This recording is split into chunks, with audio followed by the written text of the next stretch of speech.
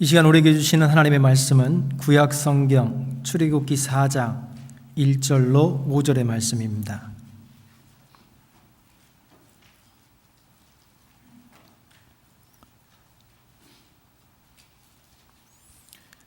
출애굽기 4장 1절로 5절 하나님의 말씀을 봉독해 드리겠습니다.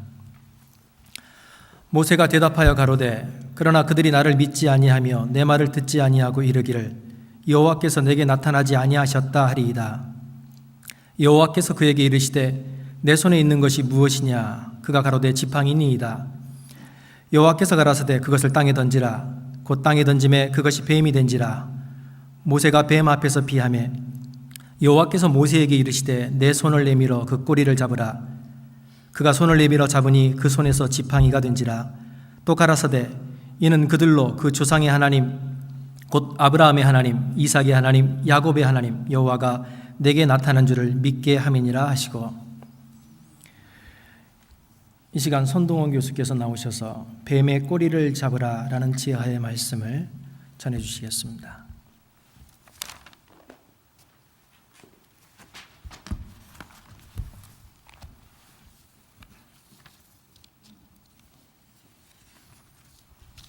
난센스 퀴즈 하나 내겠습니다. 수학을 제일 못하는 사람은 누굴까요? 말씀해 보세요. 모세입니다. 모세. 셈을 못하기 때문에 모세가 수학을 제일 못하는데, 그러면 시험만 치면 100점을 맞는 사람은 누굴까요? 예, 맞았습니다. 미리암. 미리 아니까, 모든 걸 미리 아니까 미리암이 시험을 치면 100점을 맞는 사람이었다고 합니다. 어느 날 예수님과 모세와 한 노인이 골프를 치고 있었습니다. 먼저 예수님께서 공을 치셨습니다. 공이 약간 이제 슬라이스성으로 날아가서 호수에 빠져버렸는데, 예수님께서는 주저하지 않으시고 호수 위를 걸어서 물 위에서 그 공을 탁 치신 거예요. 이번에 이제 모세 차례가 됐어요.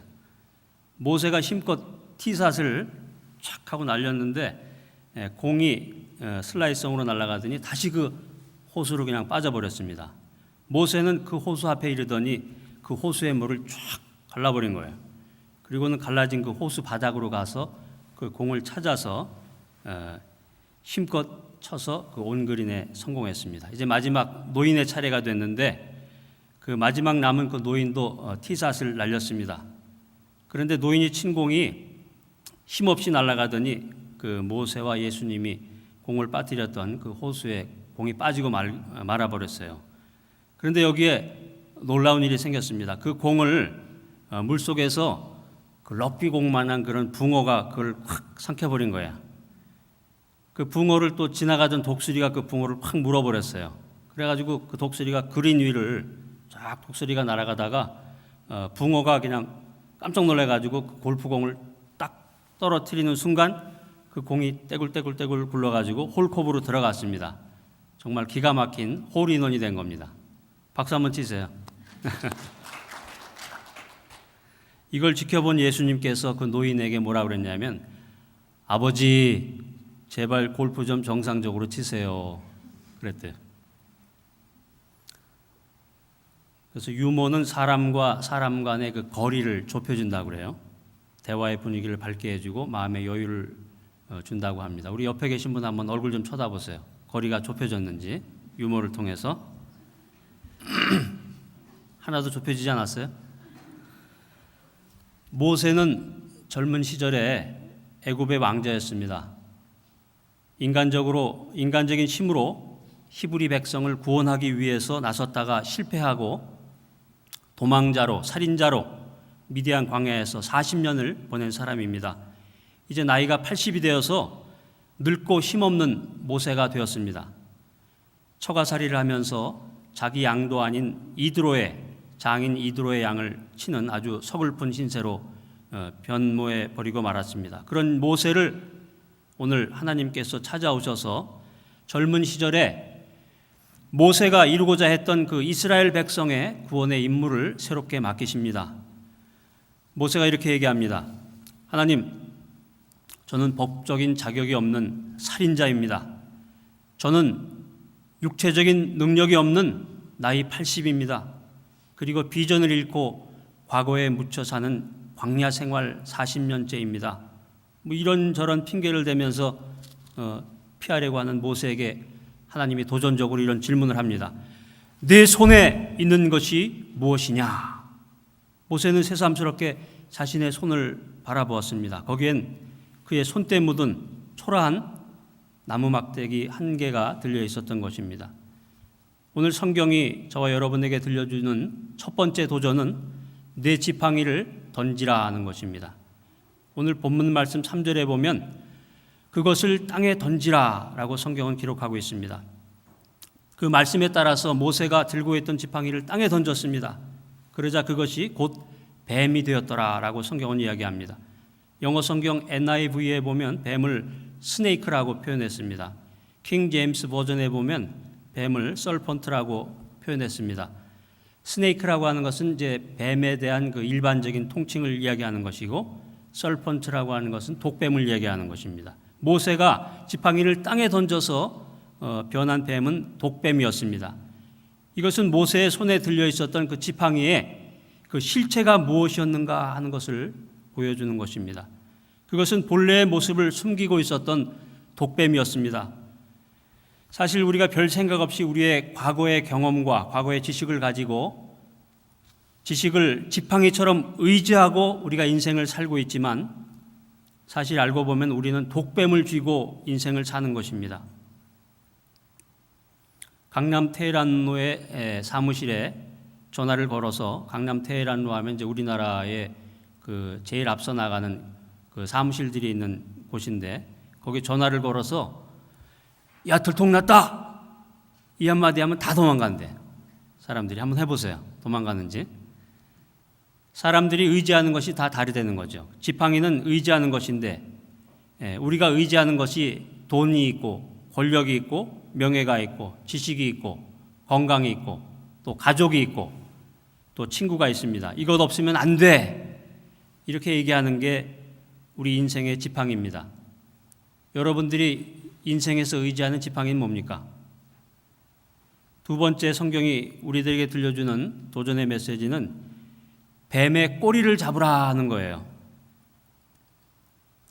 선교사 가족이 정글 지역에서 사역하고 있었습니다. 어느 날 어린 아들이 뒷뜰에서 혼자 놀고 있었는데 갑자기 그 아빠가 급한 목소리로 그 아들을 부릅니다. 얘야 빨리 땅에 엎드려. 그 아이는 대꾸하지 않고 즉각 땅에 엎드렸습니다. 자 이제 내게로 빨리 기어와. 아이는 시키는 대로 기어갔습니다. 이제 일어나서 나에게 뛰어와.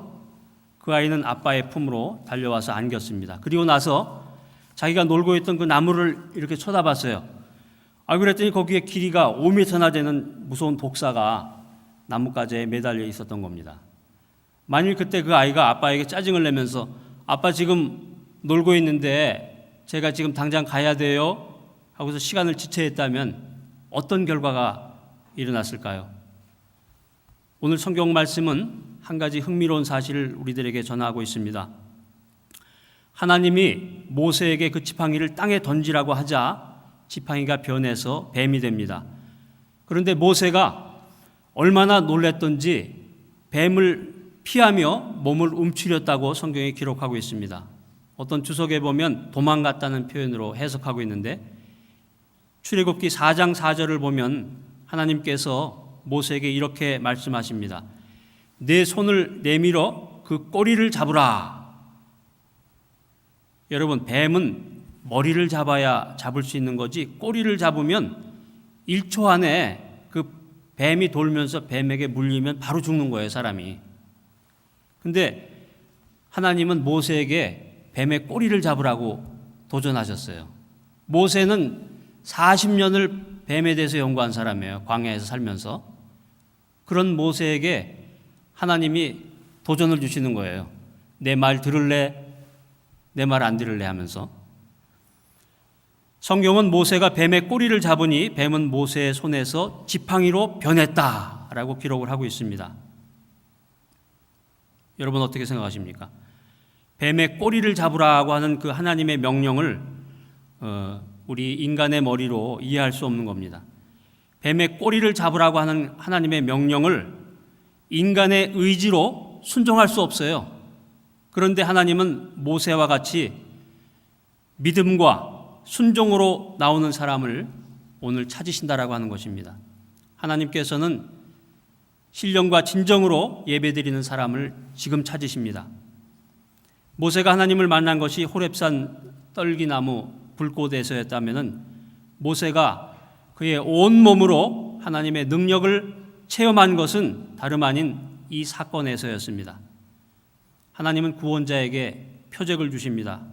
하나님께서 모세의 지팡이를 던지라고 하신 것처럼 지금 여러분들에게 여러분의 경험과 여러분의 이성에 기초한 사고의 틀을 깨트리라고 여러분에게 말씀하고 계시는 것입니다.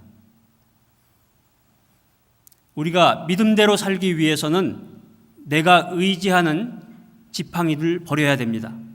믿음대로 살기 위해서는 내가 의지하는 인간적인 모든 보물, 인간적인 모든 자랑을 버려야 되는 것입니다. 모세가 자신의 지팡이를 땅에 던졌을 때 뱀이 된 것처럼 내가 의지하는 세상의 모든 보물, 내가 의지하는 세상의 모든 자랑은 사실은 나를 죽이는 독뱀이라는 거예요. 모세는 자신이 의지했던 지팡이가 자기를 죽이는 뱀이었다고 하는 사실을 깨닫게 됐습니다. 뱀의 꼬리를 잡는 순간 뱀은 다시 모세의 손에서 지팡이가 되었고 모세의 손이 능력의 손이 되었습니다. 모세의 양치는 지팡이는 만왕의 왕이신 여호와 하나님의 홀, 왕의 지팡이로 변했습니다. 지팡이가 변해서 뱀이 되게 한 것, 그것은 하나님의 능력의 표현입니다. 신앙의 일꾼들은 자기의 논리대로 일하지 않는 사람입니다. 40년 동안 광야에서 뱀을 다뤄본 모세는 자신의 경험대로 뱀을 다루지 않고 하나님의 지시와 하나님의 명령대로 뱀을 다루었습니다. 우리가 하나님의 논리로 세상 일을 할 때 세상이 감당치 못하는 사람이 되는 겁니다. 우리의 최고의 표준, 절대적인 기준이 하나님의 말씀이 될 때 우리는 세상이 감당치 못하는 사람이 되는 것입니다. 할렐루야.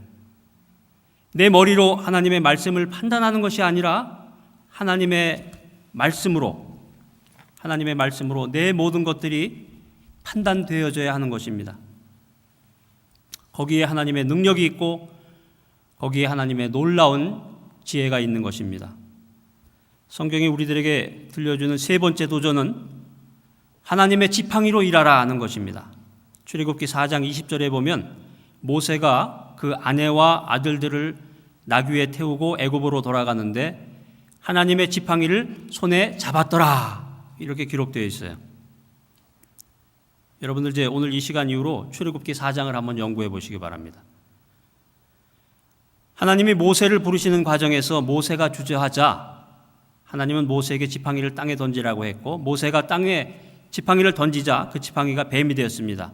그리고 꼬리를 잡자 그 뱀이 지팡이로 변하게 되었습니다. 하나님은 이 이적 사건을 통해서 모세의 지팡이를 하나님의 목적을 위한 도구로 만드신 것입니다. 모세가 하나님께 순종하기로 작정한 후에 그의 지팡이는 하나님의 지팡이가 되었습니다. 이전과 똑같은 지팡이였지만 그 지팡이의 소유가 달라진 것입니다. 모세는 그 지팡이로 엄청난 일을 행했습니다. 애굽에서 재앙을 일으킬 때 그 지팡이를 사용했고 그때마다 하나님의 능력이 함께했습니다. 백성들이 홍해와 애굽 군대 사이에 끼어서 위기를 맞이했을 때 하나님은 모세에게 지팡이를 들고 손을 바다 위로 내밀라고 하셨습니다. 그러자 홍해가 갈라졌고 그 사이로 이스라엘 백성들이 모두 안전하게 건넜습니다. 광야 생활에서 반석을 쳐서 물을 나오게 할 때도 하나님의 지팡이가 사용되었습니다. 양을 치는데 사용되었던 그 보잘것없던 지팡이가 하나님께 순종한 후에 하나님 나라의 위대한 일을 이루는 데 사용된 것입니다.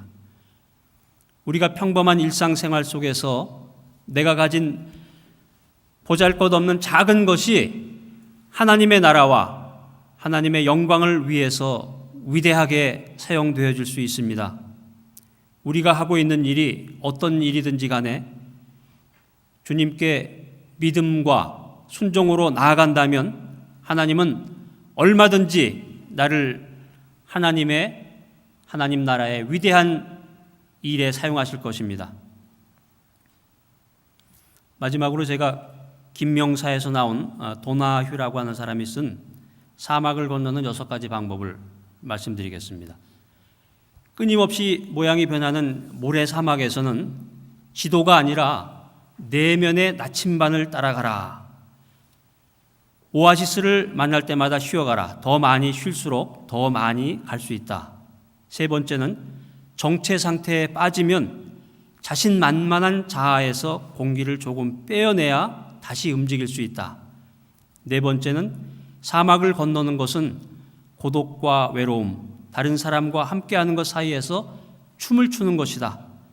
5번째, 안전하고 따뜻한 캠파이어에서 나와서 캄캄한 사막의 어둠 속으로 나아가라.